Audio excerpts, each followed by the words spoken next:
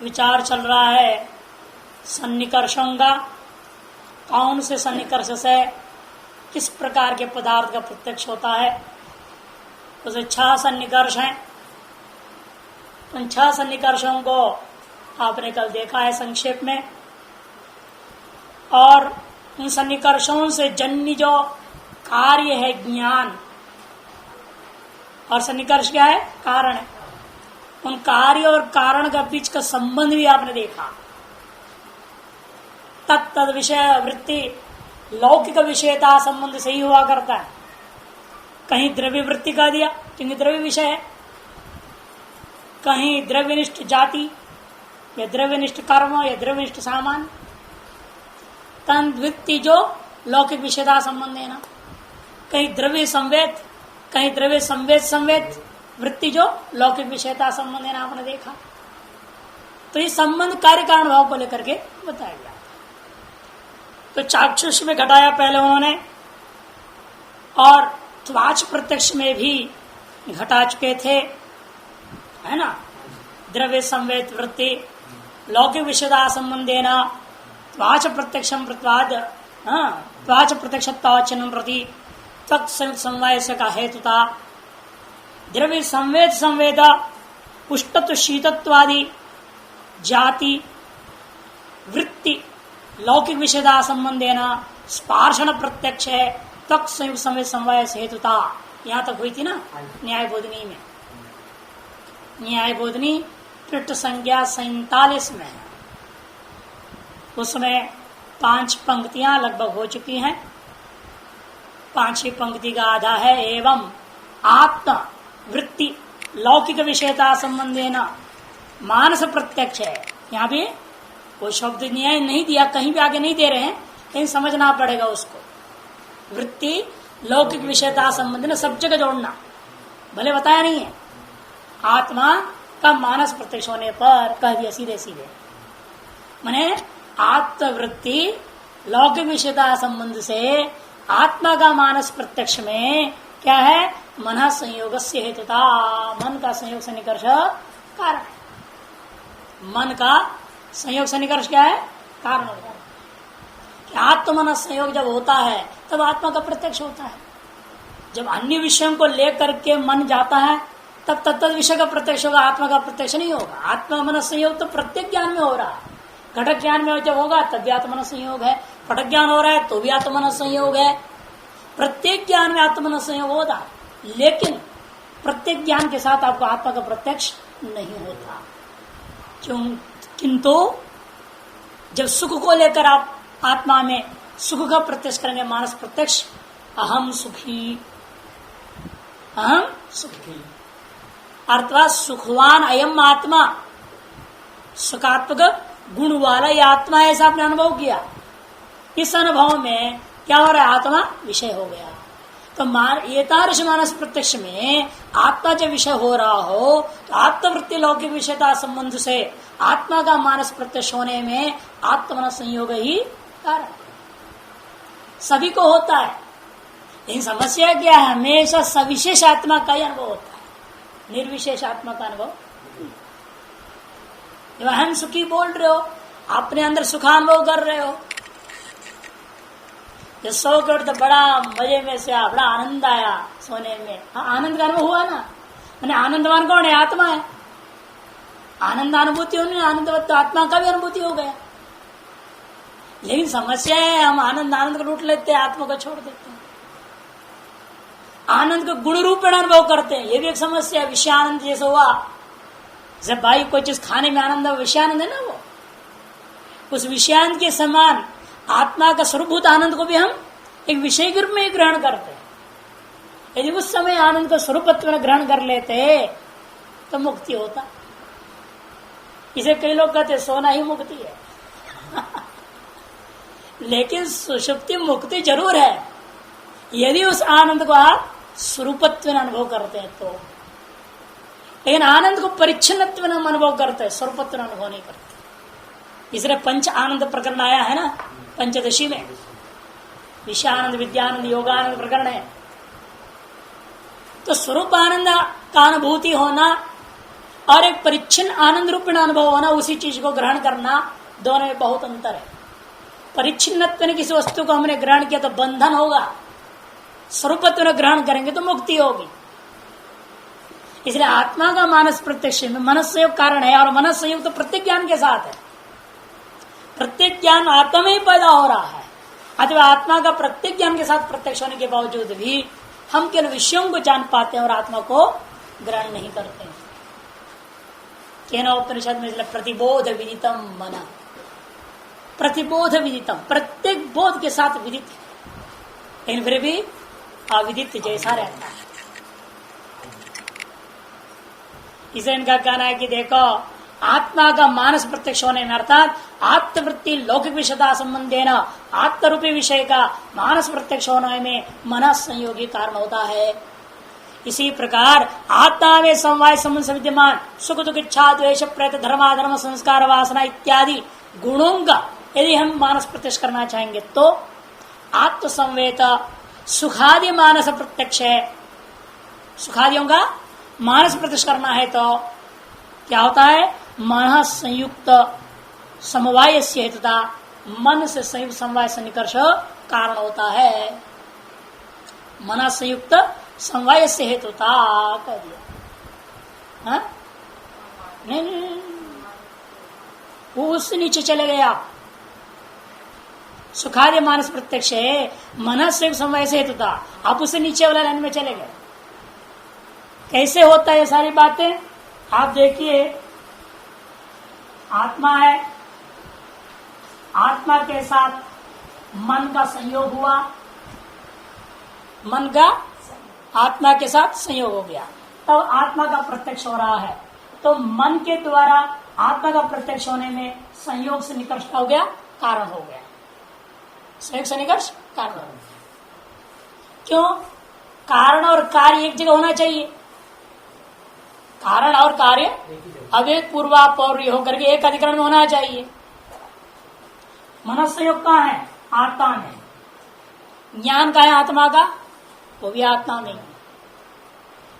ज्ञान का है इस आत्मा का ज्ञान, वो भी आत्मा में है, और संयोग भी आत्मा में है। तो मन का संयोग आत्मा में होता है। एक अधिकरण में आत्मा में आत्मज्ञान भी है और मन संयोग भी है, या नहीं? दोनों ही आत्मा में ही है। अतः उस आत्मज्ञान का मानस प्रत्यक्ष होने में मन संयोग क्या हो गया? कारण हो गया। अब आत्मा में रहने वाले सुखादि में जाओ, आत्मा है, आत्मा में सुख है, इस सुख का प्रत्यक्ष होना है। इस सुख का प्रत्यक्ष हम मन से कैसे करेंगे? क्योंकि मन का संबंध हो गया आत्मा के साथ, वह संयोग संबंध है, और इस आत्मा में सुख समवाय संबंध से है।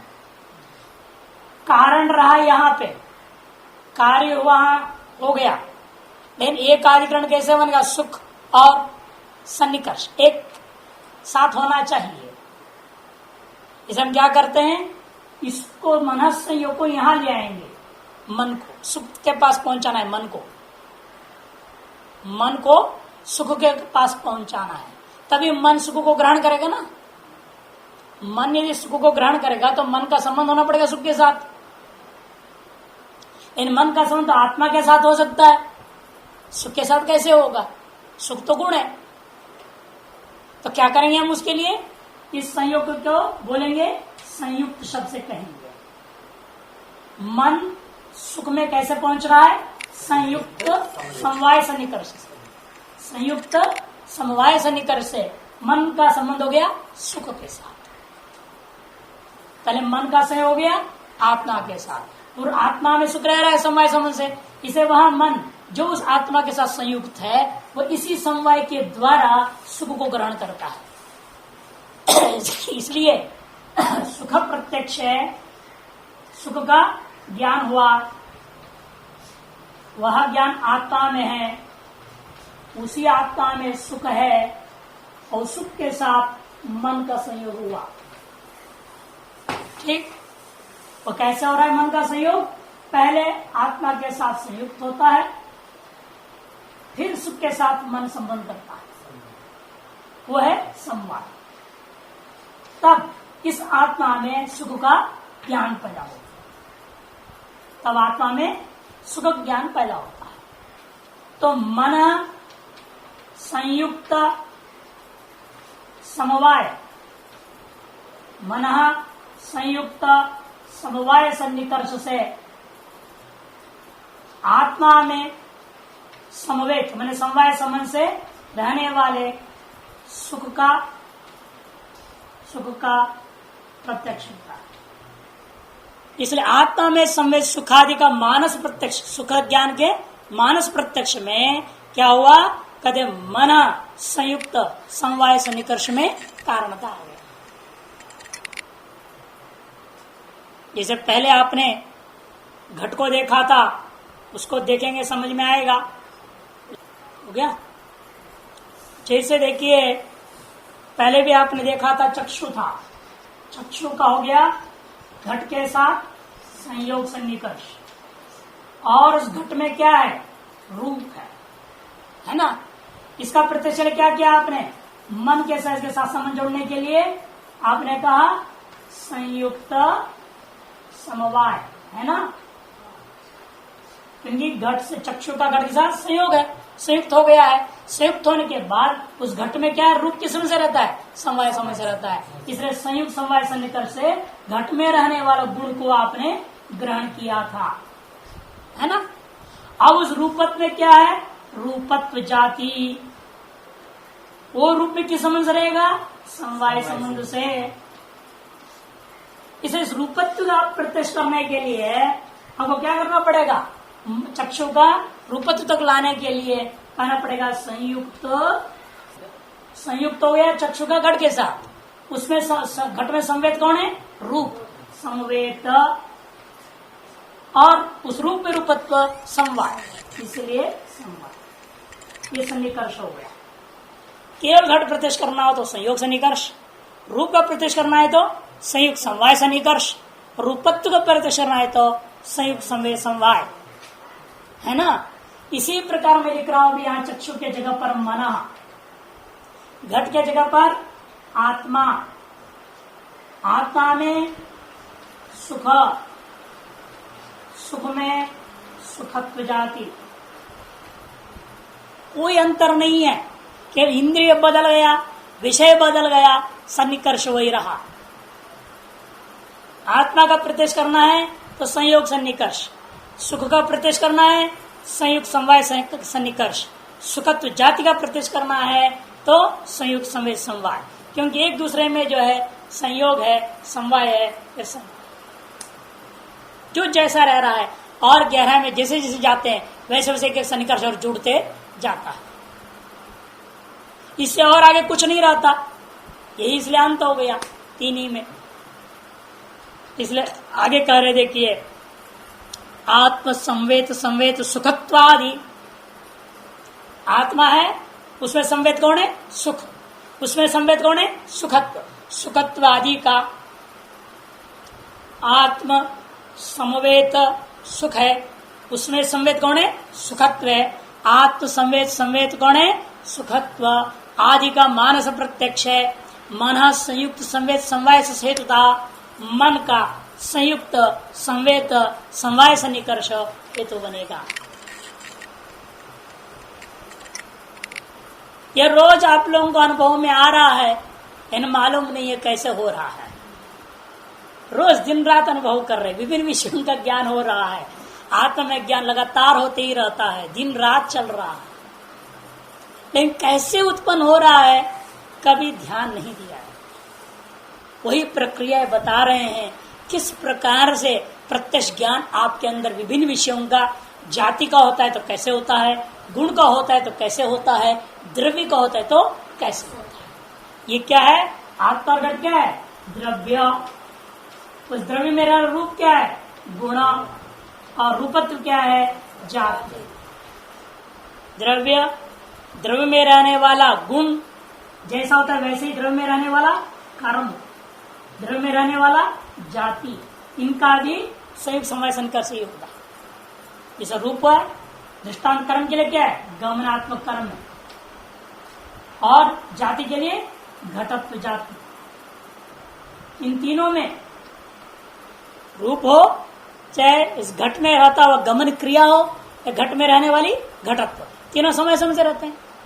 घट में घट रूप भी समवाय समन से, घट में जो क्रिया होती है वो क्रिया भी समवाय समन से, घट में जो घटत्व जाती है वह भी समवाय समन से। इसलिए घट में रहने वाला गुण हो चाहे कर्म हो चाहे जाति हो, तीनों के प्रदेश के प्रति संयुक्त समवाय से निकष कारण होगा। और उस रूप में रहने वाले रूपत्व में जाएंगे, गुण में रहने वाला जो जाति है, कर्म में रहने वाला जाति है, और जाति में जाति होता नहीं। इस रूपत्व हो गया गमनत्व, इन दोनों के प्रति संयुक्त संवेद संवाद। गमन में गमनत्व रहेगा, रूप में रूपत्व रहेगा, इन घटत्व में घटत्व नहीं होता, इसलिए उसको छोड़ना पड़ेगा। इन दो के प्रति क्या होगा, संयुक्त संवेद संवाद, और सकल द्रव्यों के प्रति संयोग सन्निकर्ष। ये हो गया आत्म संवेद संवेद सुखत्वादि मानस प्रत्यक्ष मनुष्य संवेद समवाय हेतुता रसन ग्रहणयोस्तु।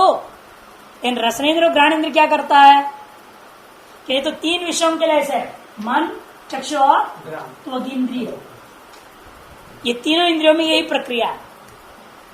तीनों इंद्रियों में यही प्रक्रिया होगी कि यही तीन इंद्रिय हैं जो द्रव्य का प्रत्यक्ष करते हैं, द्रव्यगत गुण कर्म जाति का प्रत्यक्ष करते हैं, और गुणगत जाति कर्मगत जाति का भी प्रत्यक्ष करते हैं। ये तीन इंद्रियों की चर्चा हो गई। अब रहा रसनेन्द्रिय और ग्रहणेन्द्रिय, ये तो द्रव्य का प्रत्यक्ष करते ही नहीं, लेकिन द्रव्य के अंदर से संबंध होता है। अब जबान के ऊपर लड्डू का संयोग न हो, उस लड्डू की मिठास जो रस कैसे संबंध होगा। ये विचित्रता है। देखिए, रसनेन्द्रिय के साथ द्रव्य का संयोग तो होता है, लेकिन उस द्रव्य का प्रत्यक्ष नहीं करता। ये तो आंख देख के बोल रहा है कि लड्डू है, नहीं तो केवल मीठा है बोलेगा। रसनेन्द्रिय बोलेगा तो क्या बोलेगा, रसनेन्द्रिय केवल उसका मिठास का अनुभव करता है, उसको पता नहीं किसका मिठास है, लड्डू का है कि रसगुल्ला का है, पता नहीं। ये तो आंख ने पहले देख लिया, इसलिए बोल रहा है लड्डू का। या अंधा हो तो पहले परोसने वाला सुना दे लड्डू मैं दे रहा हूं, कितना लड्डू दो, तो उसको खाया तो पता चला ये इसको लड्डू बोलते हैं, वो मीठा होता है। उसको शब्द से लड्डू का ज्ञान हुआ। रसनेन्द्र बेचारा द्रव्य का बोध करा नहीं सकता। वही ग्रहणेन्द्र का भी हाल है, रस का प्रत्यक्ष होता है, और रस जिस द्रव्य में है उस द्रव्य का प्रतिष्ठान करेगा। कैसे आएगा, कैसे पहले मैं बिना पूर्वानुभव का आप नहीं बोल सकते हैं कि किस चीज का रस है। आपको कोई जड़ी बूटियों की दवाई बना के हम दे दें, आप बता सकेंगे इसमें कौन सी जड़ी बूटी है? क्यों नहीं बता सकते? क्योंकि पहले आपने कभी देखा नहीं, कभी बनाया नहीं। तो इसीलिए सारी चीज रस में विशेषता है रसनेन्द्रिय का, और ग्रहणेन्द्र का भी यही मामला है। इसलिए उन दोनों के लिए अलग बात कहेंगे। वहां संयोग से निकर्ष नाम का चीज रहेगा ही नहीं, वहां सीधा संयुक्त समवाय से निकर्ष से ग्रहण होगा। घ्राणेन्द्रिय है और रसनेन्द्रिय है। यद्यपि इन दोनों इंद्रियों के साथ द्रव्यत्व आया, घुसा परमाणु अंदर में, परमाणु का संयोग हो गया है, लेकिन फिर भी किसका परमाणु है, या परमाणु है या धुणुक है, क्या है, ये घ्राणेन्द्र नहीं बता सकता। किंतु उसमें रहने वाला गंध है, उसको ग्रहण करता है। तो घ्राणेन्द्रिय से रसनेन्द्रिय से पहले परमाणुवादी धुणुक आदि कोई भी संबंध हुआ है ना। यहां भी जिसमें रस है वह द्वणुक का संयोग हो गया। उस द्वणुक में गंध है यहाँ, और यहाँ रस। ये कौन सा द्वणुक किसको पता नहीं, इसलिए मैं द्वणुक लिख रहा हूं, जानो मुझे लड्डू नहीं लिखा यहाँ। इस घ्राणेन्द्रिय को पता नहीं है ये गुलाब का द्वणुक है या चमेली का द्वणुक है कि किस फूल का द्वणुक है, ये घ्राणेन्द्रिय को पता नहीं। इससे रसनेन्द्रिय को पता नहीं किसका दोनों के, लड्डू का है कि रसगुल्ला का है कि गुलाब जामुन का है कि किसका है। उसको इतना पता है कोई दोनों का आ गया हमारे नाक में घुस गया है। रसेंद्र को पता है कोई दोनों का आकर के टकराया है और उसने क्या किया, उस दुणुक में रस को पकड़ा या उस दुणुक में रहने गंध को पकड़ा। अतएव यह है संयोग, भले ही इसका ज्ञान ना हो, इसका ज्ञान हो नहीं रहा है लेकिन संयोग तो है। फिर ये क्या है, उसमें समवाय है। इसलिए घ्राणेन्द्रिय से जब गंध का प्रत्यक्ष होता है तो क्या मानना पड़ेगा, संयुक्त समवाय। और इस गंध में गंधत्व है या रसत्व है, उसके प्रत्यक्ष के प्रति संयुक्त, समवेत और समवाय। क्योंकि गंध में गंधत्व या रस में रसत्व जो है पुनः समवाय से निकट से रहता है, समवाय संबंध से रहता है। इसलिए कह रहे देखिए रसन घ्राणयोस्तु रसगंध तद्गत जाति ग्राहकत्वेन द्वितीय तृतीयो सन्निकर्षो रेव तत्र हेतुता वाच्या। रसनेन्द्रिय और घ्राणेन्द्रिय के द्वारा रस अथवा गंध का प्रत्यक्ष करने में अतः उनमें रहने वाले रसत्व और गंधत्व जाति का प्रत्यक्ष करने में दूसरा और तीसरा, दूसरा हमने संयुक्त समवाय, तीसरा हमने संयुक्त संवेद समवाय। पहला वाला कौन था, संयोग, उसको छोड़ दिया। द्वितीय तृतीय सन्निकर्ष और एवं तत्र हेतुता, इनके प्रत्यक्ष में वे ही कारण माने जाएंगे, संयोग सन्निकर्ष का कोई काम यहाँ नहीं। अब श्रोत्र इंद्रिय में तो और भी विलक्षणता है, श्रोत्र इंद्रिय में और विलक्षणता है, उसकी ओर जा रहे हैं। श्रवणेन्द्रिय से आकाश रूपत्वेन, ठीक है। अब श्रवणेन्द्रिय में आई है, श्रवणेन्द्रिय क्या है, तो चमड़ा है, इसके अंदर एक होता है, कुछ कुछ होता है, क्या होता है, एक आकाश विशेष है। श्रोत्र इंद्रिय इस कर्ण शस्कुली, इसको होते कर्ण, ये कैसा है, जिलेबी के आकार में। शस्कुली माने संस्कृत में जिलेबी। कर्ण शस्कुली से अवच्छिन्न आकाश, जैसे घट है, घटावच्छिन्न आकाश, घड़े के भीतर का जो खाली जगह है उसका नाम घटावच्छिन्न आकाश। मठ है, मठावच्छिन्न आकाश, इसे कर्ण शस्कुली है। इस कर्ण शस्कुली अवच्छिन्न जो आकाश है अंदर में, उस आकाश का ही नाम श्रोत्र है, और कोई अलग श्रोत इंद्र नाम का चीज नहीं है। यहां पर सब में अंतर था, आपने देखा पहले पुनः त्रिविधा, प्रत्येक में आया था, पृथ्वी में, जल में, तेज में, वायु में। सब में क्या बोला था, इन सब का कार्य होता है और कार्य तीन प्रकार का होता है, नित्यम अनित्यम, नित्यम परमाणु रूपा, अनित्यम कार्य रूपा, पुनः त्रिविधा, शरीर इंद्रिय विषय भेदात, था ना। पृथ्वी का भी कार्यभूत इंद्रिय होता है, जल का भी कार्यात्मक इंद्रिय अलग है, व्यापक जल अलग है, और कार्यरूप जल रसनेन्द्र नाम के टुकड़ा अंदर है, जीवा के अंदर इंद्रिय है,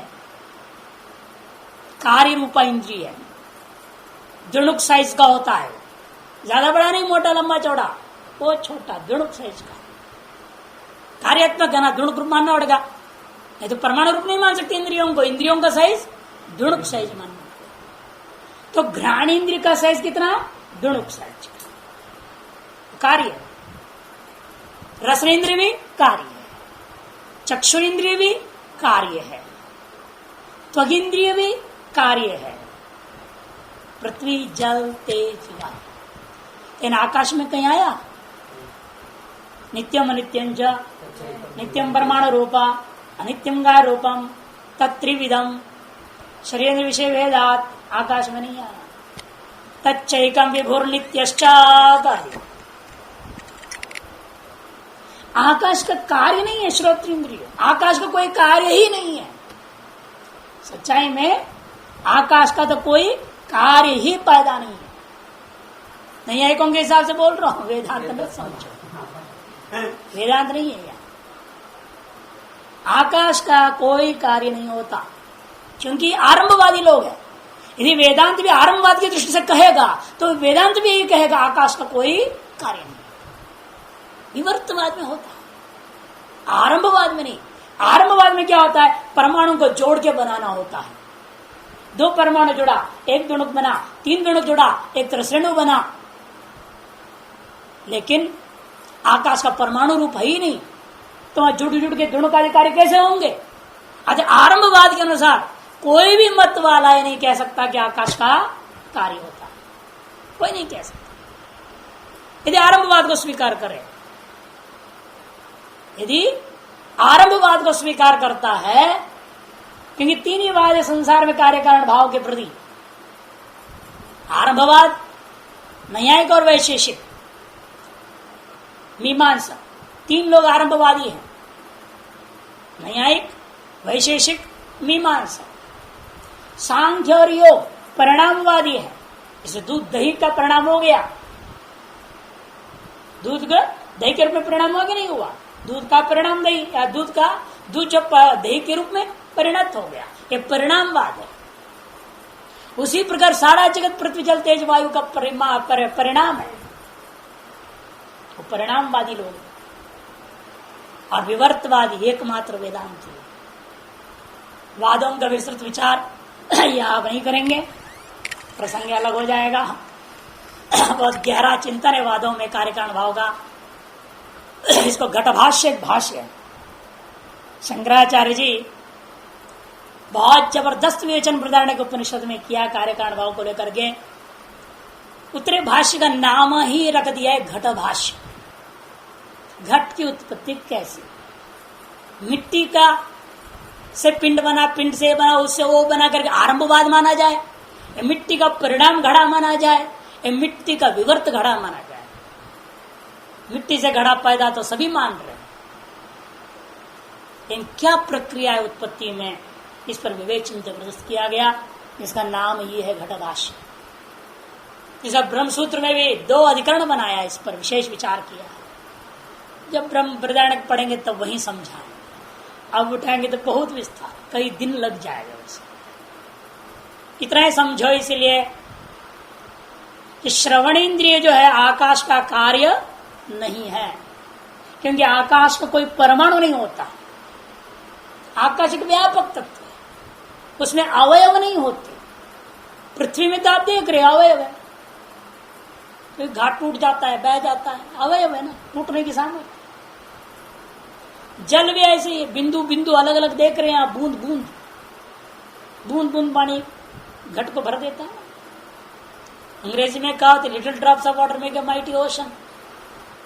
तो अवयव है वहां, अग्नि के अवयव है, वायु के अवयव है। उधर दिखता है पेड़ हिल रहे हैं, हवा चल रहे हैं, यहां नहीं है, अवयव। अनुभव स्पष्ट हो जाता है। इन आकाश में अनुभव करो, अवयव है ही नहीं। अतएव आकाश अवयवात्मक न होने के कारण से उसका कार्य भी नहीं होता, अवयवी नाम का कोई। इसलिए श्रवणेन्द्रिय आकाश का कार्य नहीं है, किंतु आकाश ही है। कहते आकाश ही है तो फिर सब श्रवणेन्द्रिय है क्या? कहते नहीं नहीं, कोई कोई बर्तन उठाओगे ना, बर्तन में दुर्गंध आता है। बर्तन में दुर्गंध है क्या कि बर्तनावचन आकाश में दुर्गंध अनुभव हुआ? यद्यपि बर्तनावचन में आकाश पूरा दुर्गंध है, दुर्गंध युक्त है वहां पर, कि बर्तन में जो परमाणु है सब दुर्गंध वाले हो गए हैं, तत्समयित आकाश में सब दुर्गंध से युक्त हो गया, संयुक्त सन्निकर्ष हो गए ना वहां। लेकिन वास्तव में आकाश में गंध होता ही नहीं। लेकिन आप कहेंगे इतने हिस्से में दुर्गंध है, उसमें दुर्गंध है, कहेंगे अरे उधर मत जाना, बहुत दुर्गंध है वहां। वो उतना देशावचन आकाश दुर्गंध वाला आपने मान लिया। बाढ़ आई गई, कुछ घंटों तक यहाँ बैठना मुश्किल हो गया था, बहुत मछली मरे होंगे, दुर्गंध आ रहा। तो गंगावच्छिन्न आकाश पर दुर्गंध हो गया कुछ देर के लिए। ये जो परिच्छेदक है उसी के आधार पर आकाश में व्यवहार करते हैं दुर्गंध सुगंध आदि सारी चीजों का। घटादि क्या है? परिच्छेदक। उसी प्रकार से आकाश में श्रवणेन्द्रियत्व का जो व्यवहार मैं करूंगा उसे परिच्छेदक कौन है? कर्णशस्कुली। कर्णशस्कुली अवच्छिन्न आकाश का नाम श्रोत्रेंद्रिय से हुआ। कर्णशस्कुली उपाधि है, आकाश का परिच्छेदक है।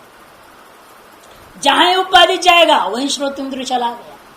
आकाश तो नहीं गया, आकाश तो व्यापक है, आने जाने वाला है नहीं, यानी उपाधि गया। जहां तक उपाधि जाए वहीं शब्द यदि पढ़ा तो सुनाई देगा उसको। इसलिए कहा गया जो कर्ण शस्कुल्यवच्छिन्न आकाशम एव श्रोत्रम। शस्कुल्यवच्छिन्न तो खुद ही आकाश रूप है श्रोत्रेंद्रिय। अब जब श्रोतेंद्रिय खुद आकाश है और श्रोतेंद्रिय किसका प्रत्यक्ष करता है? शब्द का प्रत्यक्ष करता है। शब्द कहाँ रहता है? आकाश में। शब्द गुणगम आकाश। इसलिए अब शब्द जो है आकर के टपका कर्णशस्कुल्यवच्छिन्न आकाश रूपी श्रोत्र में। यह श्रोत्र इंद्रिय इस शब्द को प्रत्यक्ष कर रहा है। वहां सन्निकर्ष क्या होगा? इस शब्द है गुण और श्रोत्र इंद्रिय क्या है? द्रव्य, क्योंकि वो आकाश है। गुण द्रव्य में किस समझ से रहता है? समवाय से। इसलिए शब्द का प्रत्यक्ष होने में श्रोतेंद्र क्या करेगा? केवल समवाय सन्निकर्ष के द्वारा अपने अंदर में आए हुए शब्द को प्रत्यक्ष करेगा। इस उपाधि की महिमा है, केवल उपाधि की महिमा है कि शब्द का प्रत्यक्ष होता है।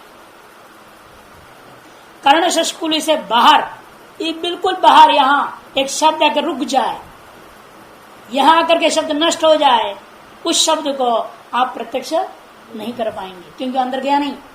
कर्णशस्कुली के भीतर उस आकाश में शब्द नहीं टपका। जब तक उस आकाश में शब्द नहीं जाएगा तब तक समवाय सन्निकर्ष से तदवच्छिन्न आकाश जो ग्रहण नहीं करेगा। ठीक हो गया ना? इसलिए श्रोत्र इंद्रिय के द्वारा शब्द का प्रत्यक्ष करने में शब्द श्रोत्र आकाशात्मक होने से शब्द श्रोत्र इंद्रिय में समवाय सन्निकर्ष से पैदा हो गया है। अतएव समवाय सन्निकर्ष से श्रोत्र इंद्रिय शब्द को प्रत्यक्ष कर लेता है। शब्द में रहने वाले शब्दत्व जाति को यदि प्रत्यक्ष करना है, शब्द में शब्दत्व कैसे रहेगा? समवाय सन्निकर्ष से रहेगा। इसलिए इसके प्रति क्या हम कहेंगे? समवेत समवाय कहेंगे। समेत समवाय सन्निकर्ष, समेत है फिर समवाय। जैसे क, एक शब्द क आपने सुना है तो आपके श्रोत इंद्रिय ने क इस अक्षर को प्रत्यक्ष कर लिया। इसका मतलब आपके श्रोत इंद्रिय ने क इस अक्षर को अपने में समवाय सन्निकर्ष से ग्रहण कर लिया है। और उस क में रहने वाला कत्व जाति भी आपको ज्ञान हो गया है। कत्व जाति भी आपको ज्ञान हो गया। इसका मतलब वह श्रोत इंद्रिय ने श्रोत इंद्रिय रूपी आकाश में क के साथ तत्व जाति जो अनुभव हुआ है वह श्रोत इंद्रिय रूप आकाश में क है समवाय संबंध से, उसमें कत्व है भी समवाय संबंध से। इसे कत्व तक श्रोत इंद्रिय पहुंचा है तो संवेद समवाय से निकर्ष से। इसी को कह रहा है टीका में, देखिए अभी श्रवणेन्द्रियस्य आकाश रूपत्वेन शब्दस्य च आकाश गुणत्वेन श्रवणेन्द्रियेण समम समवाय सन्निकर्षः। श्रवणेन्द्रिय क्या है? आकाश रूप है और शब्द क्या है? आकाश का गुण है। इसलिए श्रवणेन्द्रिय के द्वारा शब्द का अनुभूति होना है तो समवाय सन्निकर्ष मानना चाहिए। शब्द वृत्ति, जो शब्दत्व है, कत्व है, खत्व है आदि जाति विषय का श्रावण प्रत्यक्ष है इत्यादि जाति विषय के श्रावण प्रत्यक्ष करना चाहोगे तो संवेद समवाय हेतुता च बोध्या, संवेद समवाय सन्निकर्ष को कारण मानना चाहिए। ठीक है ना। संवेद समवाय सन्निकर्ष से शब्दत्व, कत्व, खत्व, गत्व इत्यादि जातियों का प्रत्यक्ष होगा। न्याय बोधि में तो सारा पढ़ लिया हम लोगों ने, मूल में लौटिए। घट रूपी द्रव्य प्रत्यक्ष कहा सन्निकर्ष, घट कोष्ठ में डाला है क्या, द्रव्य प्रत्यक्ष है कहा सन्निकर्ष। घट एक दृष्टांत है, नियम हम बना रहे हैं द्रव्य सामान्य के प्रति। चक्षुषा घट प्रत्यक्ष जनने संयोग सन्निकर्ष, चक्षु के द्वारा घट रूपी द्रव्य का प्रत्यक्ष ज्ञान को उत्पन्न होने में क्या कारण होगा, संयोग सन्निकर्ष कारण होता है। चित्र बता दिया है इस चीज को पहले ही, संयोग सन्निकर्ष कारण, क्योंकि आंख ने घट के साथ संयोग किया है। नीचे देखिए विरला टीका, अयं घट घटस्य प्रत्यक्षम यदि घट प्रत्यक्षम, घटस्य प्रत्यक्षम यदि घट प्रत्यक्षम, विषयत्व यहाँ षष्टिकार्थ है। घट प्रत्यक्ष का मतलब क्या हुआ, इसलिए घट विषय का प्रत्यक्ष इत्यर्थ, घट विषय का प्रत्यक्ष हो गया है। क्या हुआ वो, अयं घट इत्यागार, घट विषय प्रत्यक्ष ज्ञान का मतलब अयं घट, जैसा कहा ना करूं, अयं डित्ता डित्थोयम ब्राह्मणोयम श्यामोयम, उसी प्रकार से घटोयम में ज्ञान हो गया। उसको क्या कहेंगे, घट विषय का प्रत्यक्ष। सीधी सादी भाषा में कहेंगे घट प्रत्यक्ष, सीधी सादी भाषा में घट प्रत्यक्ष हो गया। उसका अर्थ क्या है, वास्तव में घट विषय का प्रत्यक्ष हो गया ऐसे कहना चाहिए। घट विषय प्रत्यक्ष का स्वरूप क्या है, अयं घट, ये ज्ञान का आकार। इत्यागारकम, घट विषय प्रत्यक्षम यदा, जब ऐसा प्रत्यक्ष होता है, चक्षुरिंद्रिय जायते, किसके द्वारा उत्पन्न हुआ, चक्षुरिंद्रिय के द्वारा घट प्रत्यक्ष ज्ञान उत्पन्न हुआ है जब, तदा संयोग इंद्रियार्थ सन्निकर्ष, इंद्रिय रूपी चक्षु और अर्थ रूपी घट दोनों का बीच का सन्निकर्ष क्या है, वहां संयोग है। क्यों, इंद्रियम चक्षु अर्थो घट, अनयो संयोग संबंध। इंद्रिय कौन है, चक्षु है, विषय अर्थ क्या है, अर्थ में विषय क्या है, घट, इन दोनों के बीच का संबंध क्या है, संयोग। अब आता है संयोग, जब कह दिया, विचार करके देखिए, मैं आपको देख रहा हूं, आपका पीठ के ऊपर तितली बैठा हो तो मेरे को दिखेगा है?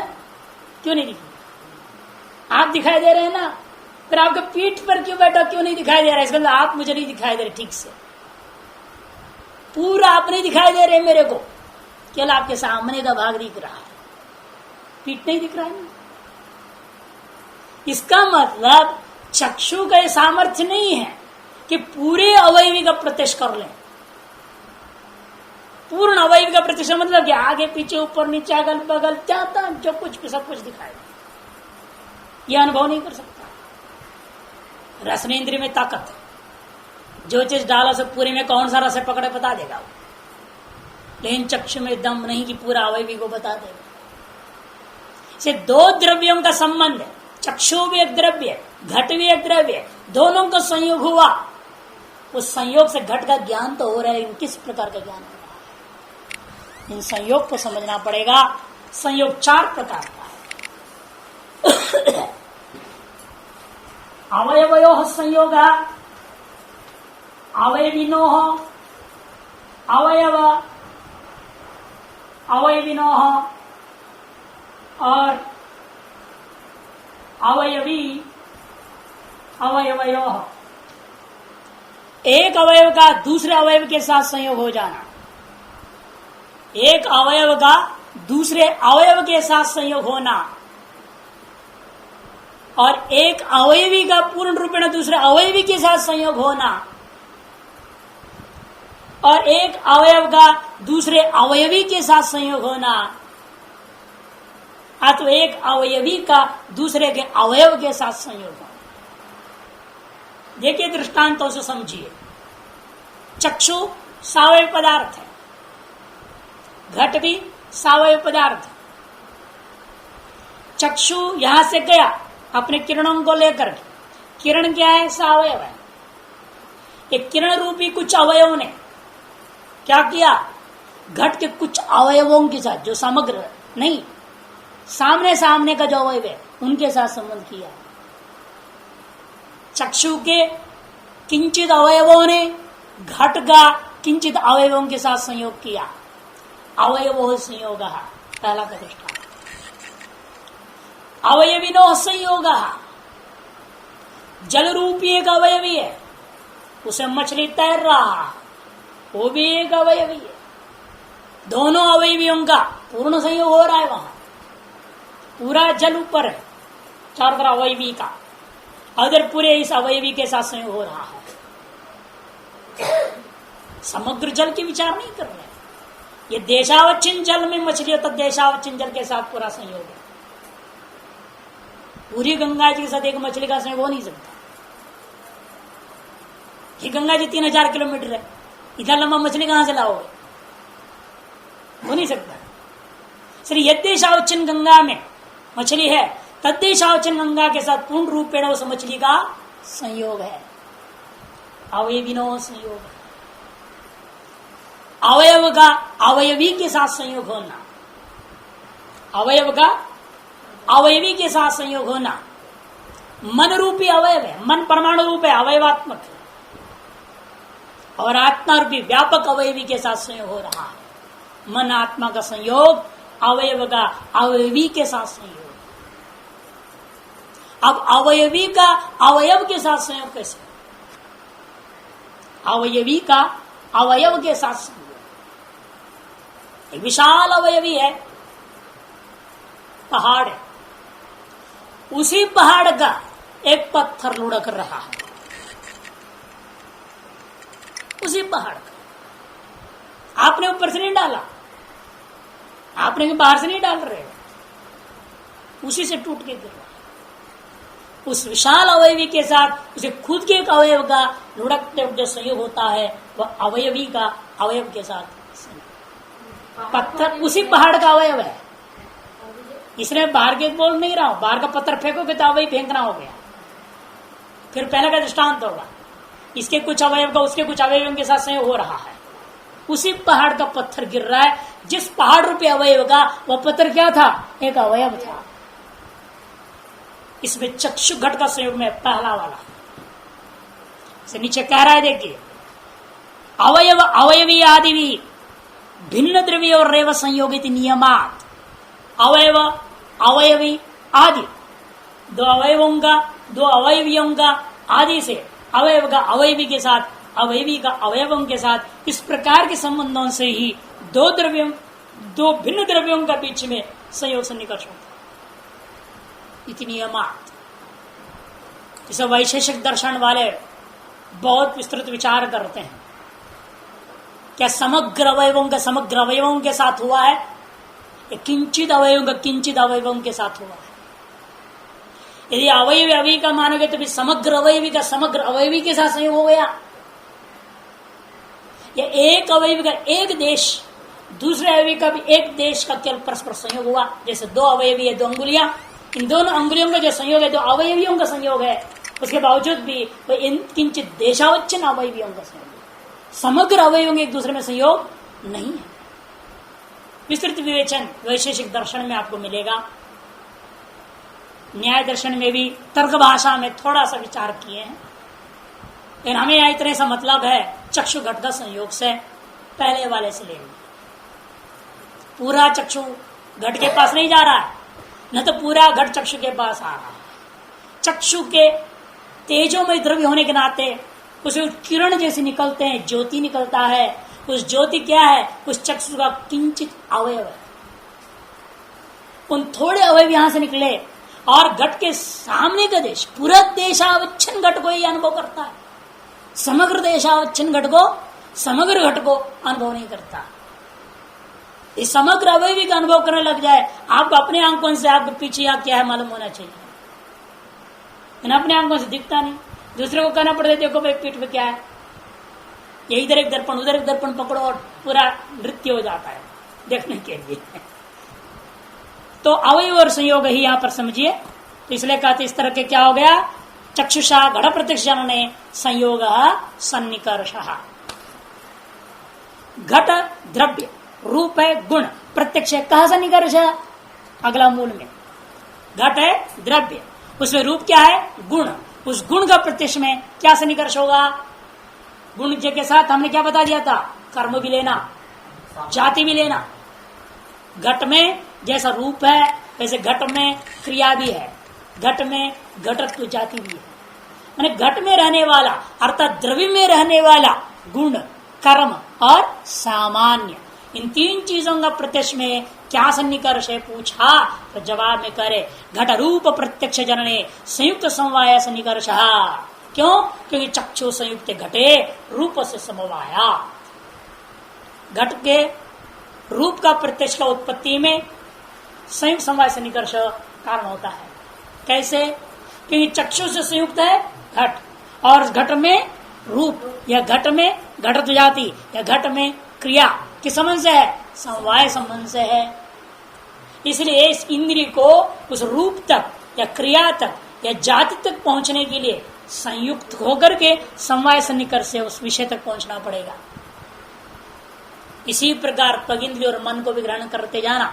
चक्षु एक दृष्टांत मात्र है, घट भी दृष्टांत मात्र ही है। रूपत्वादि गुणगत जाति प्रत्यक्ष कहा सन्निकर्ष, रूपत्व क्या, गुणगत जाति, इसी प्रकार कर्मगत जाति, इन दोनों का प्रत्यक्ष में क्या सन्निकर्ष होगा, रूपत्व सामान्य प्रत्यक्ष है।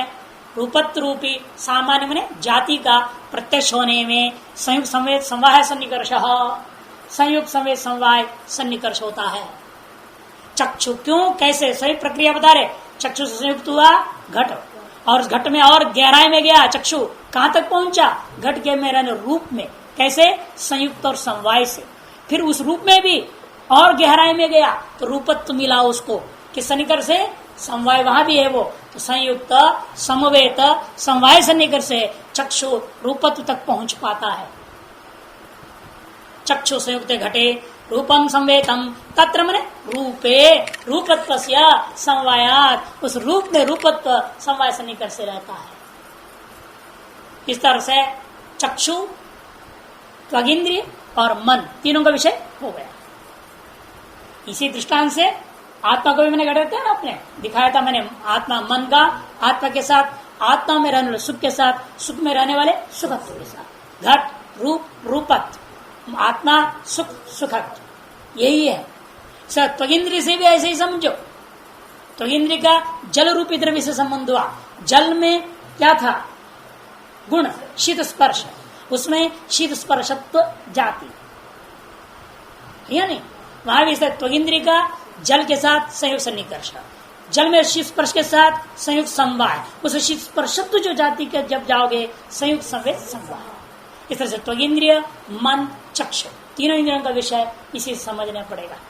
अब आइए शब्द प्रत्यक्ष का सन्निकर्ष, और बाकी दो इंद्रिय में दो ही सन्निकर्ष होते हैं। कौन सा, घ्राण इंद्रिय और रसन इंद्रिय में संयुक्त समवाय, संयुक्त संवेद समवाय, क्योंकि घ्राण इंद्रिय का संबंध गंध के साथ सीधा हुआ, और गंध में गंधत्व, और वह गंध जिस दुणुक में था उसका भी अवयवों के संयुक्त हो गया, भले उसका प्रत्यक्ष ना हो, तो संयुक्त समवाय से गंध ग्रहण हुआ, संयुक्त संवेद समवाय से गंधत्व जाति। इसी संयुक्त समवाय से रस ग्रहण होता है, संयुक्त संवेद समवाय से रसत्व ग्रहण हो गया। इसलिए पांच इंद्रिय का विचार इन तीन सन्निकर्ष से हो गया। छठा इंद्रिय बचा श्रोत्र, शब्द प्रत्यक्ष कहा सन्निकर्ष, श्रोत्र शब्द साक्षात्कार समवाय सन्निकर्ष, श्रोत्र के साथ द्वारा शब्द रूपी गुण का साक्षात्कार करने में समवाय सन्निकर्ष कारण होता है। क्यों? कहते कर्ण विवर्ती आकाश से श्रोत्रता। कर्ण विवर्ती, विवर्ती में छिद्र, जिसको हमने शशकुली शब्द से भी कहा है। कर्ण विवर्ती आकाशस्य, विवर वर्ती, विवर माने छिद्र, कर्ण का ये जो छिद्र, इस छिद्र में वर्ती माने विद्यमान जो आकाश, कर्ण विवर वर्ती आकाशस्य, कर्ण का छिद्र में विद्यमान जो आकाश, वह आकाश ही श्रोत्र है, श्रोत्रत्वात्। उस कर्ण छिद्र में विद्यमान कहा ना इन्होंने, कर्ण विवर वर्ती, इसको मैं क्या कहा?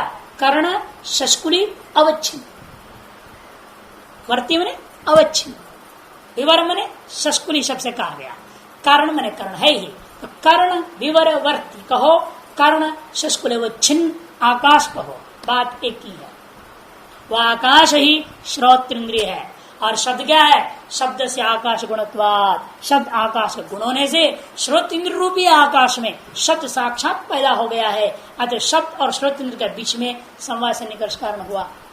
ये शब्द आकाश में समय समय से रहता है। गुण गुणिनोश्च समवाया, गुण का गुण के साथ संबंध समवाय होता है। इस श्रोत इंद्र के द्वारा शब्द साक्षात्कार में समवाय से निकर्ष कारण हो गया। शब्दत्व साक्षात्कार कहा सन्निकर्ष, शब्दत्व का साक्षात्कार करने में कौन सा सन्निकर्ष काम में आता है? कद संवेद समवाय सन्निकर्ष कारण होता है, क्योंकि श्रोत्र है आकाश, श्रोत्र क्या है? आकाशात्मक है, और उसमें संवेद है शब्द, और शब्द में संवेद है शब्दत्व, कत्व खत्व गत्व जाति है नहीं, संवेद संवाद। इसलिए श्रोत्र में संवेद है शब्द, शब्द में समवाय है शब्दत्व। अतः श्रोत्र इंद्र के द्वारा शब्दत्व तक कैसे पहुंचा जाएगा? संवेद समवाय से निकट से पहुंचा। इस प्रकार से सकल विषयों को लेकर के हो गया। और एक प्रमुख विषय और सबसे भयानक विषय भी है ये, हाँ, बहुत कठिन विषय भी, इसलिए इसको कल करेंगे।